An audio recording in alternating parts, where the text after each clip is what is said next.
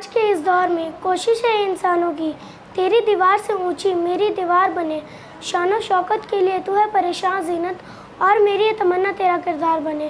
السلام علیکم سامعین حضرات، آج بہت ہی عبرتناک ایک واقعہ لے کر حاضر ہوئی ہوں، سماعت کیجیے۔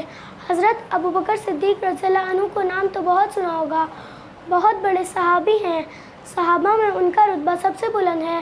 اتنے بلند مرتبے ہونے والے کے باوجود بھی بہت سادہ زندگی گزارتے، ٹھاٹ باٹ سے رہنا ان کو پسند نہ تھا، اپنا کام خود اپنے ہاتھوں کرتے، جانوروں کے چارے وغیرہ کا انتظام کر دیتے۔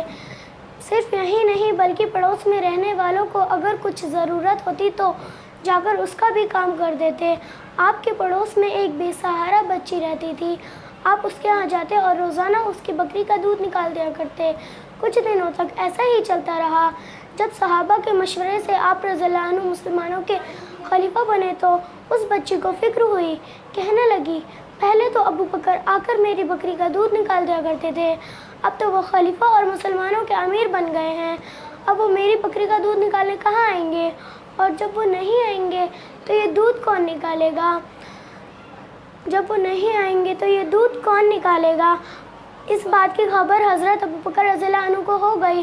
آپ فوراً اس کے ہاں گئے اور اس کو تسلی دی، اس سے کہا، بیٹی گھبراؤ نہیں، میں خلیفہ بنا دیا گیا تو کیا، جس طرح میں پہلے آ کر تمہاری بکری کا دودھ نکال دیا کرتا تھا اب بھی نکالا کروں گا۔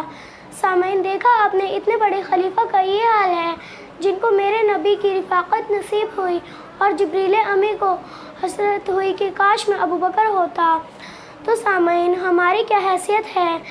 سامعین، اس شعر کے ساتھ میں آپ سے اجازت چاہتی ہوں۔ پروانے کو چراغ ہے، بلبل کو پھول بس، صدیق کے لیے ہے خدا کا رسول بس۔